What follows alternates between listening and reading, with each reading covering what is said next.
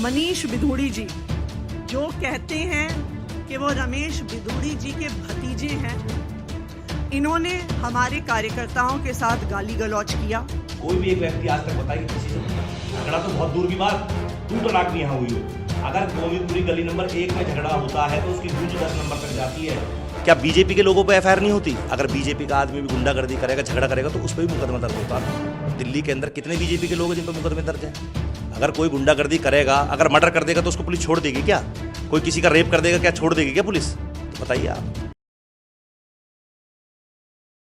नमस्कार, मैं हूं सागर मलिक और आप देख रहे हैं तेज तर्क। मैं इस समय मौजूद हूं राजधानी दिल्ली के गोविंदपुरी क्षेत्र में और बता दूं आपको, हाल ही में आतिशी मल्लेना ने रमेश बिधूड़ी जी पर और उनके परिवार पर एक आरोप लगाया है। उनका कहना है कि रमेश बिधूड़ी के भतीजे कहे जाने वाले मनीष बिधूड़ी ने उनके कार्यकर्ताओं को धमकी दी है और उन्हें यह तक बोला गया है कि टांगे तोड़ दी जाएंगी।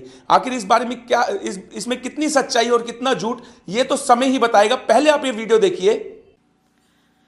कल ये भी 20 तारीख को 1 नंबर गली गोविंदपुरी में, और इसकी कल मैंने शिकायत भी करी इलेक्शन कमीशन के ऑफिसर से, मनीष बिधूड़ी जी जो कहते हैं कि वो रमेश बिधूड़ी जी के भतीजे हैं, इन्होंने हमारे कार्यकर्ताओं के साथ गाली गलौज किया और कहा घर बैठ जाओ वरना हाथ पैर तोड़ देंगे। आपका नाम? मेरा नाम मनीष बिधूड़ी है। क्या हुआ था पूरा वाकया?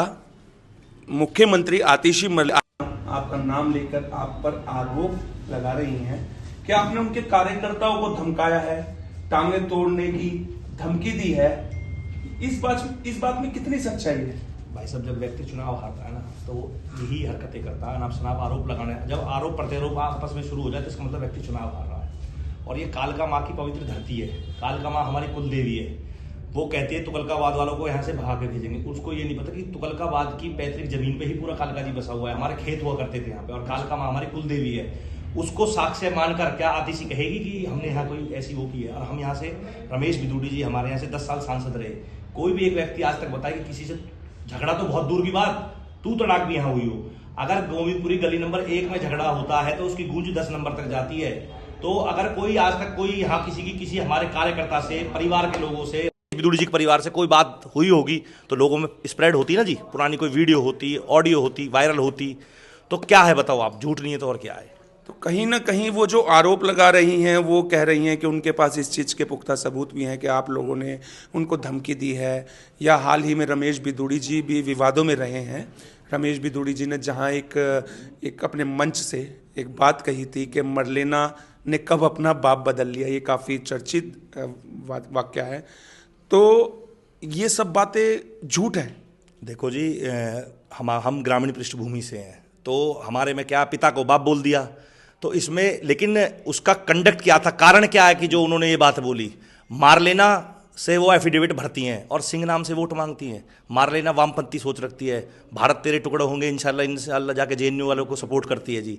उनके पिताजी मर्सी पेटिशन डालते हैं अफजल गुरु की फांसी को रुकवाने के लिए। उनकी माताजी उसकी शोक सभा का आयोजन करती है प्रेस क्लब ऑफ इंडिया में। तो भाई साहब, क्या है, लोगों को चिंता करनी चाहिए ना कि क्या है। या तो आतिशी जी एक्सेप्ट करे कि हाँ हमसे गलती हुई है, मेरे पिताजी से गलती हुई है, कौन करेगा इस बात की वो? अच्छा, आरोप तो वो ये भी लगा रही हैं कि जो हाल ही में दिल्ली पुलिस के थाना इंचार्ज हैं वो लोग आपसे मिले हुए हैं। दिल्ली पुलिस पूरी केंद्र के अधीन आती है, सभी जानते हैं।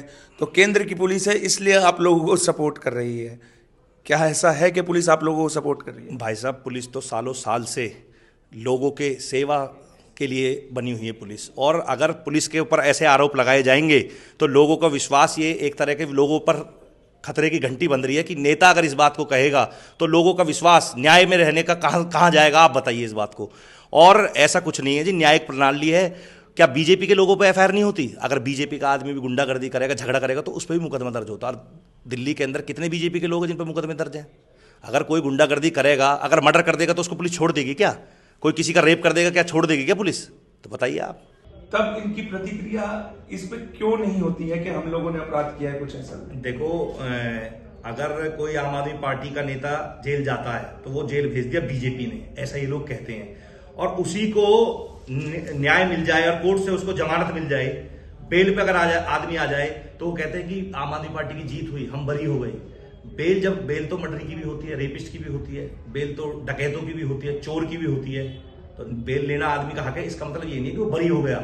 और ये 2020 से लेकर 25 का टेन्योर क्यों रहा कि सारे नेता जेल गए? क्योंकि उससे पहले तो नहीं गए, चाहते तो उससे पहले भी जा सकते थे। अगर इनको लगता है कि बीजेपी कर रहा है, तो बीजेपी तो उस टाइम भी केंद्र में थी। तो जो कांड करेंगे जी, जिसके कर्म गंदे होंगे, तो वो जेल तो जाएगा ही जाएगा जी। तो इस बार काफी चर्चित सीट है कालका जी विधानसभा, जहां एक तरफ है रमेश भिदोड़ी जी और दूसरी तरफ है मुख्यमंत्री आतिशी मल्लेना जी। तो इस बार आपको लगता है कि रमेश भिदोड़ी जी यहाँ से जीत रहे हैं? जैसे उन पर लगातार आरोप लग रहे हैं, बताया जा रहा है आप उनके भतीजे हैं, आप पे भी आरोप लग रहे हैं इनके आम आदमी पार्टी के लोगों को धमकाने के, और रमेश भिदोड़ी जी पर भी लगातार आरोप लगाए जा रहे हैं। तो इस बार लग रहा है रमेश भिदोड़ी जी यहाँ से जीतेंगे? देखो जी, मेरा सौभाग्य है कि मैं उनके गांव में मैंने जन्म लिया है और परिवार से ही हम उनके हैं। और जैसे मैं उनका भतीजा हूँ, ऐसे पूरा गांव के लड़के उनके भतीजे हैं, ठीक है ना जी। और आप गोविंदपुरी की गलियां देख रहे हैं कि किस प्रकार गलियां टूटी हुई हैं, और दिल्ली को शर्मसार करती है कि एक सीएम का इलाका भी ऐसा हो सकता है। फुटपाथ टूटी हुई है, लोगों को केवल इसलिए कि यहाँ से भाजपा के तीनों पार्षद जीत गए, इसलिए लोगों को परेशान किया गया। 3-4 साल से आज गलियां होल्ड पड़ी है यहाँ की।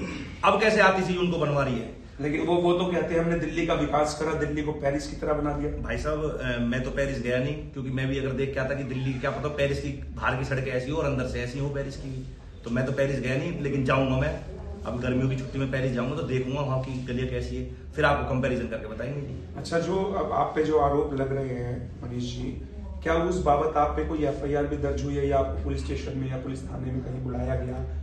इन्होंने एक वीडियो सबमिट करवाई थी, जो इनके कोई कार्यकर्ताओं के आपस में डिबेट हुई थी, तो उसमें मेरा कोई वो नहीं था, और मैं आईओ साहब को अपनी स्टेटमेंट देके आया था, तो कुछ भी ऐसा वीडियो में नहीं था।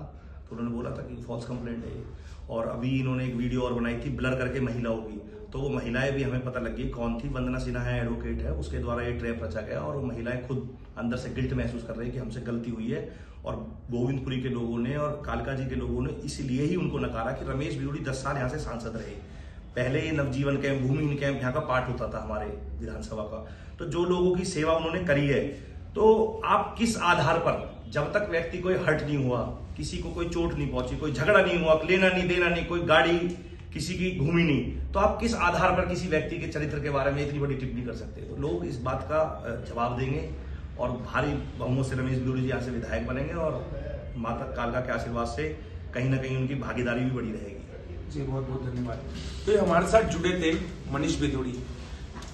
मैं आपको बता दूं कि मनीष भिदोड़ी पर आतिशी मल्लेना ने एक आरोप लगाए हैं। उनका कहना है कि मनीष भिदोड़ी, जो कि रमेश भिदोड़ी जी के भतीजे हैं, वो उनके लोगों को, उनके कार्यकर्ताओं को धमका रहे हैं, उनको टांगे तोड़ने जैसी बातें कह रहे हैं।